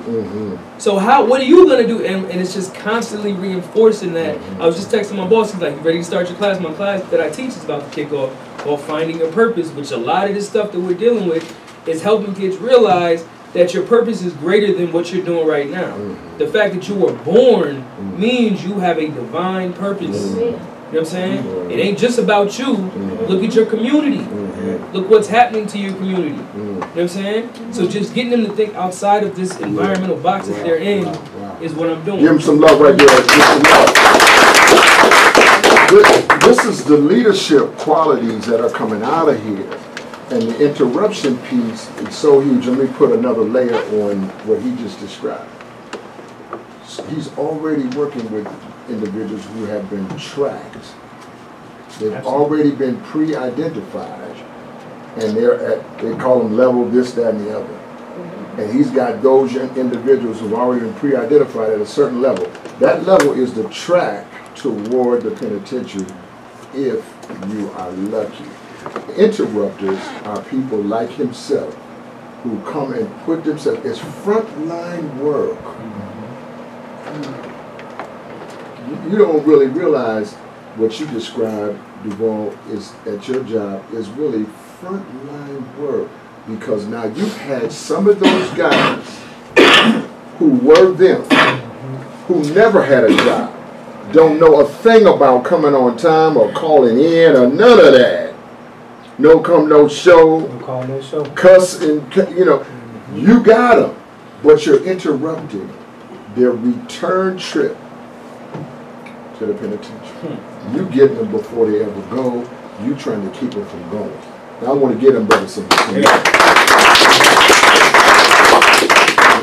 I appreciate the leadership that's coming out of here is manning these unmannable positions and making it work. Up here ain't whining and crying and complaining, but putting it in. Say putting it in. Putting it in. Yeah. You know, I was saying about this is a good time for me to read this letter. What time is this? 7:40. It's getting late. But this is Randall Wilson. Randall's a sex offender. His sex offense was committed about 22 or 3 years ago. He served 19 years straight. He was released for 1 day to get expiration on his charge, and then he was rearrested at his halfway house the next day, tried and found to be civilly incorrigible, and committed to Moose Lake indefinitely. And he's trying to work his way home. I just want you to listen to this so that we're all on the same page. Dear Mr. and Dr. Price, I apologize for the delay in this missive. I was overwhelmed by what was happening to me in this courtroom. To his credit, I mean, many of us from here were in the courtroom trying to, and I made sure to take a lot of SO guys, sex offenders, so that you can see we know how to do this. It really is rigged and rigged well. I have proof, but the things I know are not a secret. It is the constant loopholes that the state is finding their way through.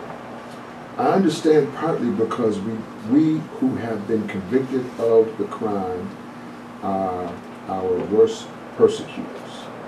Many of the men here do not think that they deserve to be treated fairly. Since this is true, then, it stands to reason that no public official is willing to taint his or her career fighting for the human rights of these unfortunate souls. However, this does not make this system any less unlawful and unconstitutional. They say this is not a prison, but the accommodations are exactly the same as my cell in Faribault. with the distinct difference that there is no due process here for their petty torments. These were supposed to create a less restrictive environment. They were supposed to create a less restrictive environment than prison, but this place is much more restrictive. Even the canteen is the same as the county jail and more limited than Canteen Charlie. But I'm not writing solely to voice a complaint. I am here to start a process of fighting for the right that was guaranteed to every convicted man after his sentence is completed. A real opportunity to demonstrate that prison and the programs that will work to rehabilitate him. In this place, they are doing everything they can to stop men from attaining their full potential, and the treatment here is, in fact, detrimental to the client. I just want you to think about what he just said. They are forcing people here not to think and to believe in something that has clearly demonstrated a policy of no release or hopefulness. MSOP's public persona belies the truth of this place. It is well known and clearly documented, yet no help is forthcoming. He's cracking there on our motto, which is, we are the help we're waiting for. Ain't nobody else coming. He's cracking there to say, all right, God helps those who help themselves. The only thing that promotes evil is for good people to stand and do nothing in the face of it. Sadly, the pain and suffering that exists for sex offenders is acceptable because of the moral and ethical compass that the public has been forced to believe. That these men and one woman are not redeemable and are closer to animals than they are to humans. Thus, the human rights that they are being denied does not truly apply to them. This is the first and most classic step used by police states to circumvent the rights of their citizens. I could spend the whole night talking about just that sentence, but I'm just going to move on in his letter. The biggest obstacle is finance, which is why I'm asking you to take a look at the artwork my mother still has and see if I can get any money with the sale of these pieces. They are very good charcoal drawings. This guy, for people who don't understand, is a gallery-orientated artist, skilled beyond belief. Wow. I sat next to him. And they are very good charcoal drawings, and they would help me finance the art material to start doing more art and selling my work. I know that Eliza Darius wanted to work with me, and maybe even Willie Lloyd Jr. I had both Eli and Willie in the court, and some of y'all in here were with me too. This place does not have the same provisions that a prison is obligated to have for an inmate. The jobs are often used as a ploy to get a person to concede that they are in some ways broken. Many of the men here are doing things to make money without having to depend on the system. I have to be one of them. He's making a request here of us. It's how can I support myself day to day and in a broader legal way? This is what he's talking about here. I refuse to surrender my power again or to let this place dictate my value and power.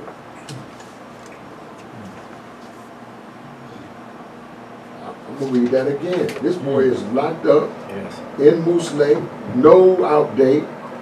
This is what he says. I have to be one of them, meaning that I have to support myself. I refuse to surrender my power again or to let this place dictate my value and power. What he's saying there, I am valuable, I am lovable, I am powerful, and I am important. That's not loud enough. I am valuable, I am valuable, I am powerful, and I am important. This is what he's saying. He said, now I got this stuff in me so deep that this set of circumstances can't take it away from my thinking. Wow. I wanted, wanted my brother Kelvin to contact you, but he was the one who ran off with the money I had saved while I was in prison. Now I just want to share with you, I had did something with Rando to help him sell some art and do some things, and we even bought some stuff. And this is the guy we gave the money to. Mm-hmm. And the guy, this is his own brother, locked him up. Yeah. You know, and why is that? Because, you know, we're suffering. Yeah. Nobody interrupted, you know, and he. It's all bad. Okay, watch As an this. example. Right. It has been difficult being here without that kind of initial help. I may be up for an assignment, however. This too is at the rim of my primary. My mother's number, he gives that and gives her name. And my brother, who you've spoken to on several occasions, will be the one who will send the artwork to you if you decide to help in this way. He's aware and gave me a number there. I have asked that it be considered that you may establish a pop group here. It seems that they are not keen on the idea of a Power People group. Although, you know, I met with the director of MSOP and she was trying to get me a contract. I was like, no, I didn't come here for no job. Yeah. I'm trying to figure out what you're doing with these guys. Yeah. Okay. Right. Right? And so if we pressed in, we could do that. I don't know if that would be our best operating solution. I'm not sure. I think they may associate with the Power of People movement. You know, our name, you know, most people call, some people that don't know us call us Power to the People. Actually, some of the staff stated that they were aware of the good work of the group, but that do not seem to want to promote this idea here. As you may have noticed on the news, the DHS is being investigated for many kinds of fraud, and that this place has been mentioned as a part of that investigation. I'll send you some more information about it, this and that. In the artwork that I will have my brother send you is one that your wife was very interested in. If she wants this drawing, listen to this. It is my gift to your family. Wow. It's love. What are you going through? He's still in the short Love. passion. And love. It's amazing. But that's Willie Baker. That's him. I say That's pop. a straight love. That's him. Let you know you appreciate it. Watch this. He said, if she wants this drawing, it is my gift to your family. I want to take this time to also thank you for every second chance you and Pop have allowed me to be able to identify in spite of my current situation. I am not happy to be here, but I would not trade my decision with Pop for anything. That's right. I love knowing how to think and solve issues. The Pop philosophy is powerful and absolutely needed in a place such as this. I am solving problems as they arise and staying the course. Please tell Maurice Graham, that's the professor still in Fairville, and he's close to being released. I am well and will contact him soon. I will not deceive myself and state that I got this under control or that I am not affected by the hopelessness of this place. I am just well prepared and disciplined. And then he's left some numbers. I guess there's a messaging system they have now where you can call or leave a message. I wanted to read that out loud to everybody and go ahead, Pat, say something.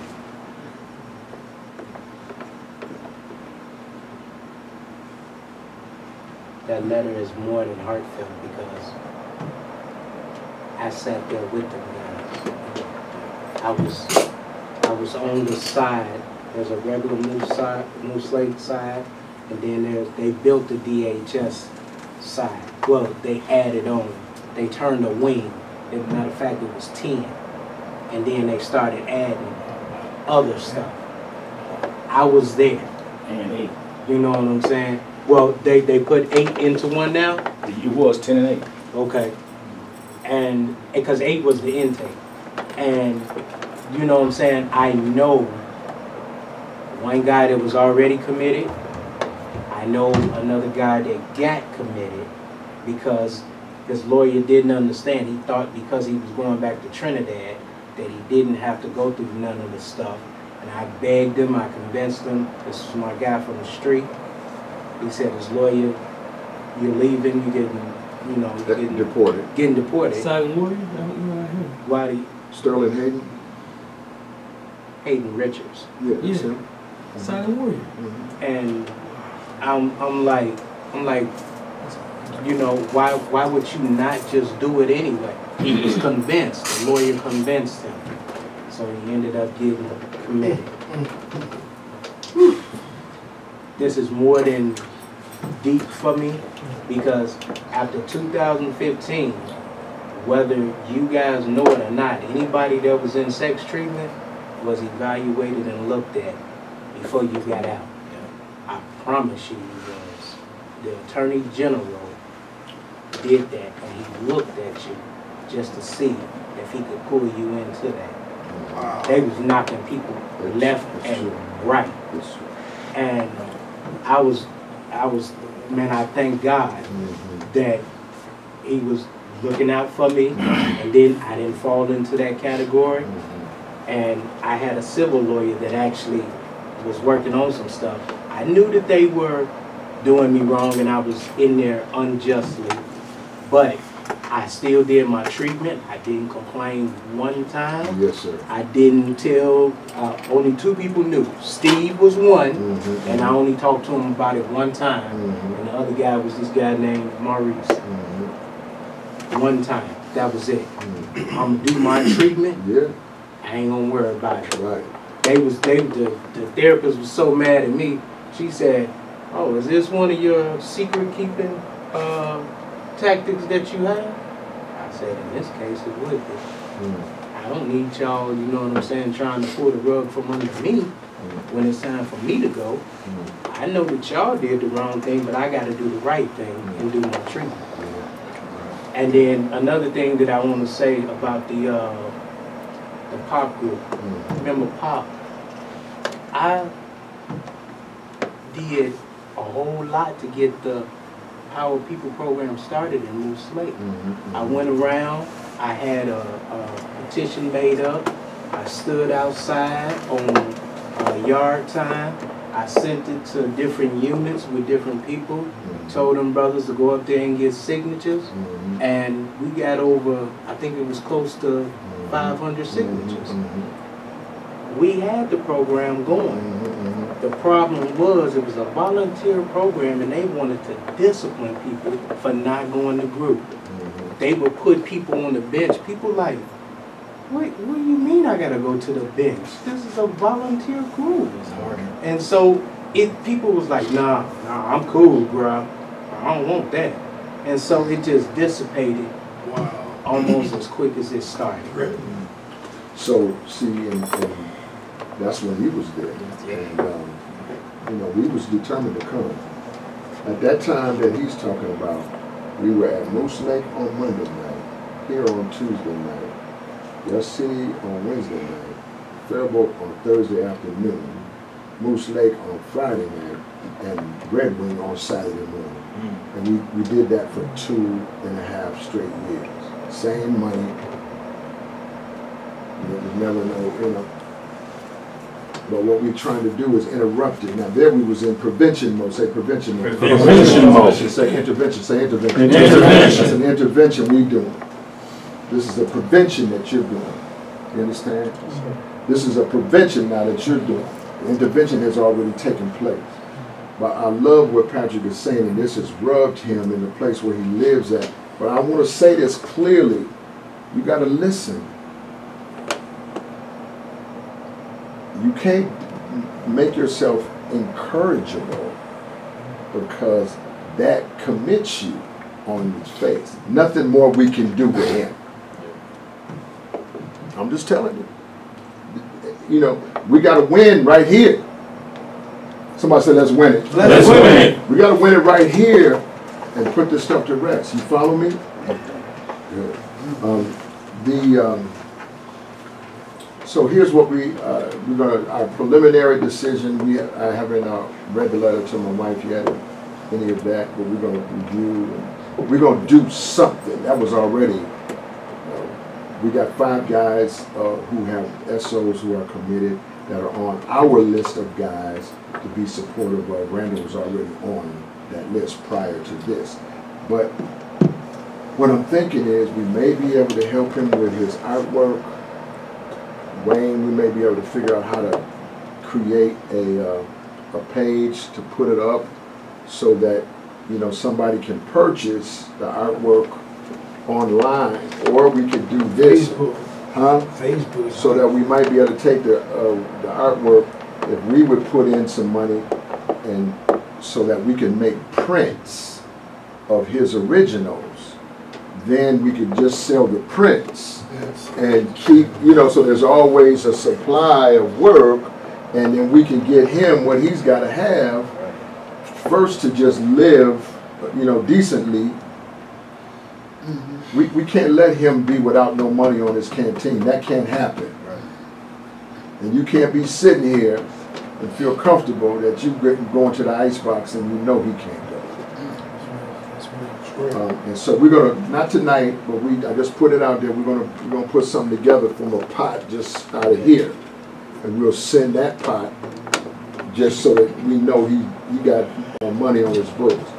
Then what we'll do is contact the mom and see if we can facilitate what he's asking, and think about how to do this in a way that's going to multiply his ability. Because what I've learned about SO is that you do have, and by the way, Minnesota State Sex Offender Treatment Program is the largest in the world.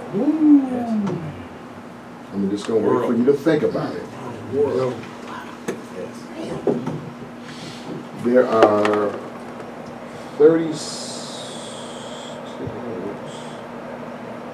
23 states in the United States that don't have sex offender treatment programs, period. They just don't have that. They work it a different way. So there is already enough evidence that this isn't the only way to do it. I'm going on too long with this, but what I want to just say to you is we'll figure out how to be helpful to this man.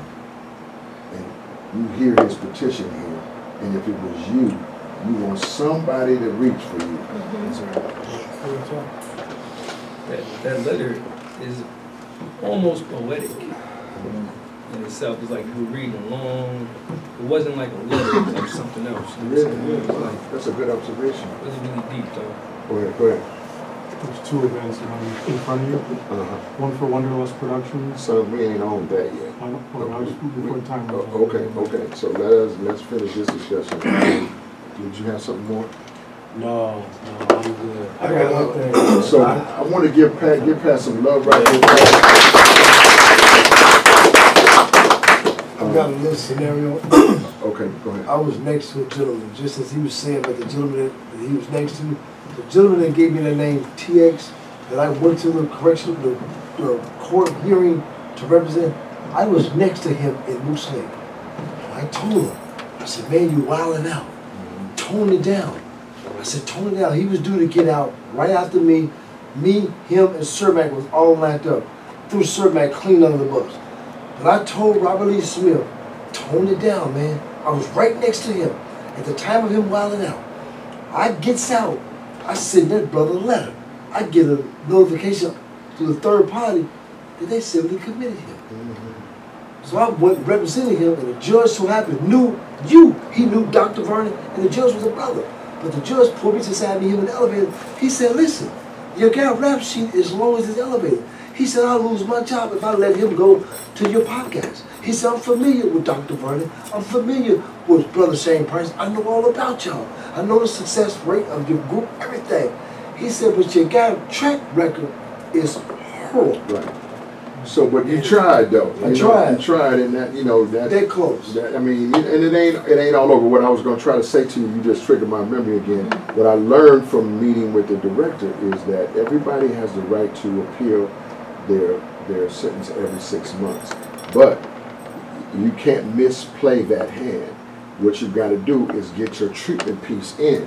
And one thing Randall never did in the 18 years is why I said to you what I said to you, Tim, is because of the whole 18 years that 19 years that he did straight, he never did SO treatment.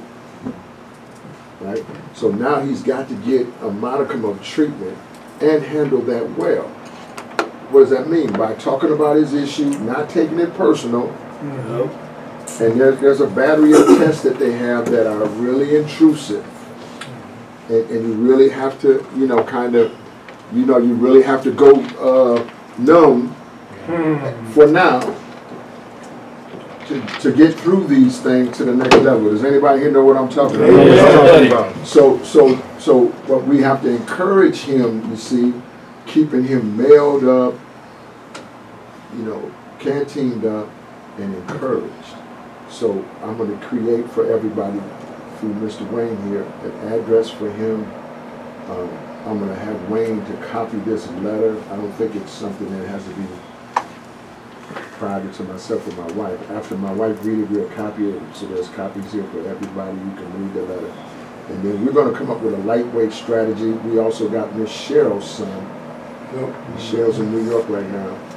But we got her son, and we got Hayden is another one. The guy he just mentioned is a guy who had a relationship with a guard. The guard was, she facilitated the relationship. She got pregnant. He got committed for that. He was there on a robbery. But for that, he got committed. So anyway, yeah. So he's on our list. But we got a few guys we want to try to be supportive of, you know, individually as we continue to look at the system itself, right? But this is why, for all of our men who have the SO offense, you gotta win it now. Say win it now. Win it now. I want you to just think about what you said. You got a chance to win it, but you gotta win it now. Say win it now. Win it now. You gotta be focused on this thing. Say focus. Focus. And I got love for y'all. That's a hard conversation to have, but it's something that we have to do. Wayne is giving, you know, Wanderlust, who's the theater troupe that's putting together a play about incarceration. Some of you guys' stories are involved in it. That's going to be happening on the 27th of September. Here's a flyer about that coming around. And you know, some of y'all are in it. Is anybody in here right now in it? You're in it? I'm not in it, but my story is. Well, that's you. No, I'm in it. Come on. I think there's a few more prop guys who aren't here right now who are in it. Huh? Acting? No, they got other actors who are acting out your story. Yeah. They're going to have some type of public reading where they need people to come to that. Go ahead, say more. So they're reading the stories and they need people to evaluate them, read them, give their input on them. Yeah, so that might be a good thing. Make sure Strawberry knows about this and Terrence Peach's Dave. And that's something different. That second piece is something different. Young black artist sent that to me. Okay. So young black and gifted, something released. I don't know what that is. Wayne, here, this is something Wayne wants us to have. I don't know quite what that is. But, I do got some more good news. Okay, wait a minute, hold up. Everybody got this? Just want to make sure you got this. You got it? So before we get completely broke up, we almost ready. You got the pledge, Wayne? Oh, I got it. We have somebody here who hasn't been here in a long time. And we've been sending out smoke signals and everything else, texts. Brother Jonathan is a pop guy. We love him. We just hadn't seen him in a while, so we're going to give him the floor for a few minutes and just let him give us an update. Give him a hand for showing up. Go ahead, brother. The quick version is I've been slowly gaining my experience at my job, which I'm still at, and I'm slated to be a project manager. I'm assuming sometime next year. Can you get some love? I'm currently enrolled in North Hennepin Community College. I'm going for construction management right now, so I'm trying to do school and work. I got engaged on Saturday. Okay. That's the sister we know? Yeah. Oh, she's great. Yeah, she's doing her thing, so. Wow. Bring her to group, man. Okay. Yeah, oh man, that's a beautiful thing. That's a beautiful thing. Give him another hand. So, you know, in the last 2 years, marriage had just broke out in the room. Yeah, I'm saying. Really.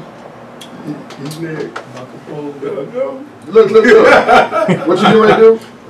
Come on.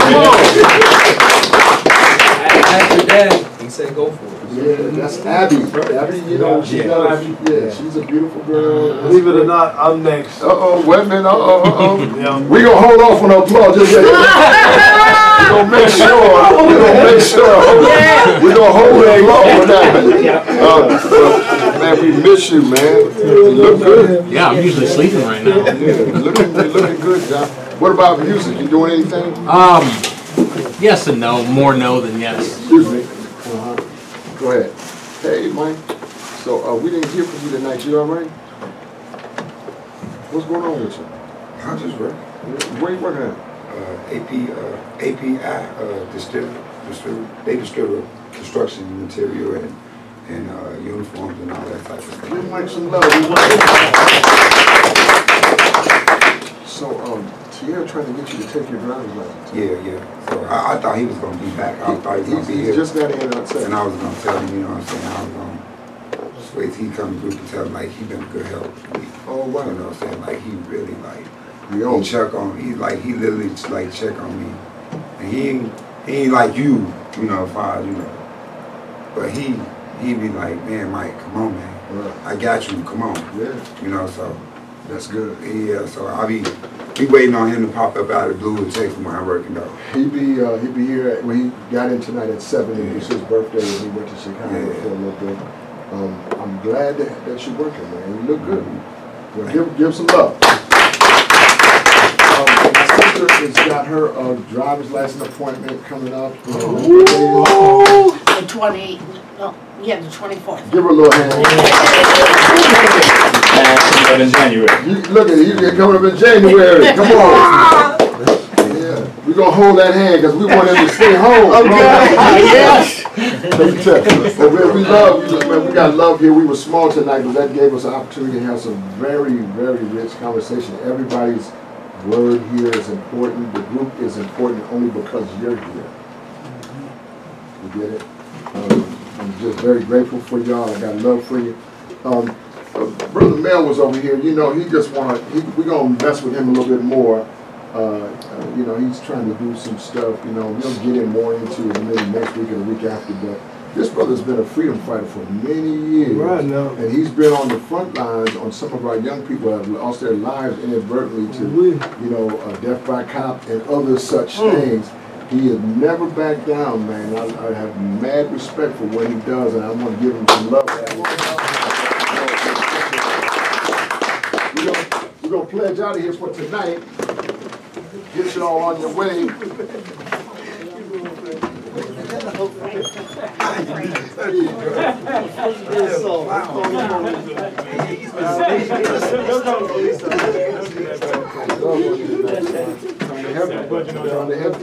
Come on now.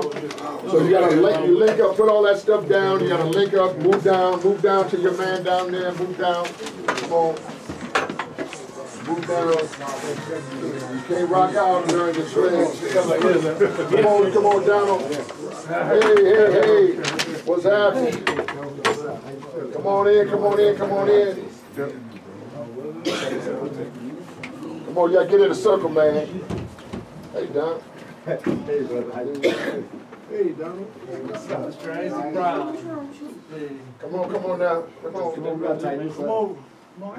You gotta tighten this up. Come on, this way. You gotta tighten this up. Is that everybody? What's up?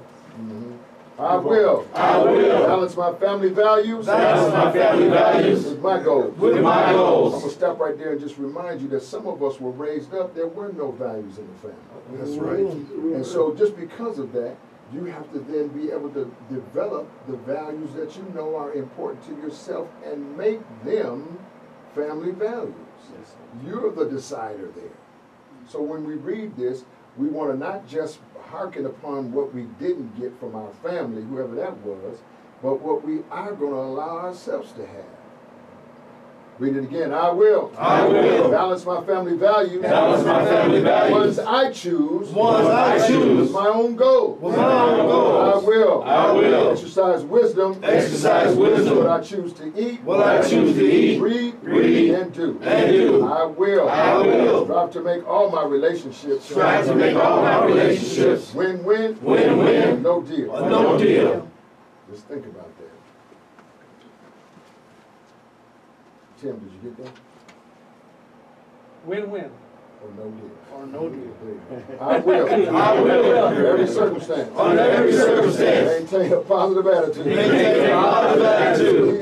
He had a 30-second delay there. Okay. I will. I will. Enjoy life. Enjoy life. With a sense of humor. With a sense of humor. While taking advantage of opportunities. While taking advantage of opportunities. And learning from my misfortunes. And learning from my misfortunes. Now I want you to listen at this, because this is what Randall was just talking about.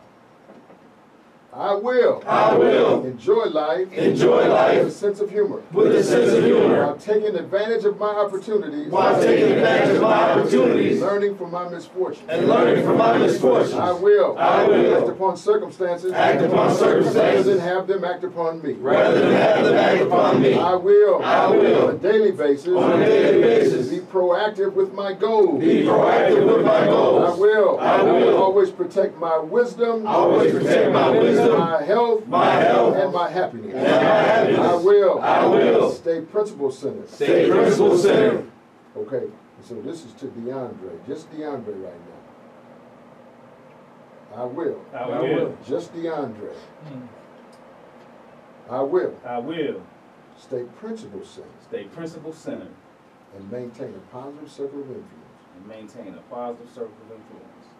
If I don't stay principle centered, If I don't stay principle centered, I will find myself incarcerated. I'll find myself incarcerated. This is everybody. I will. I will. Stay principle centered. Stay principle centered. Maintain a positive circle of influence. Maintain a positive circle of influence. I will. I will. Daily learn. Daily learn. Commit to my goals. Commit to my goals. And carry them out. And carry them out. I will. I will. Act according to the POP Leadership Institute. Act according to the POP Leadership And Institute. be productive in my community. And be productive in my community. And my private life. And my private life. Hug somebody and clean up this room. Let's get it.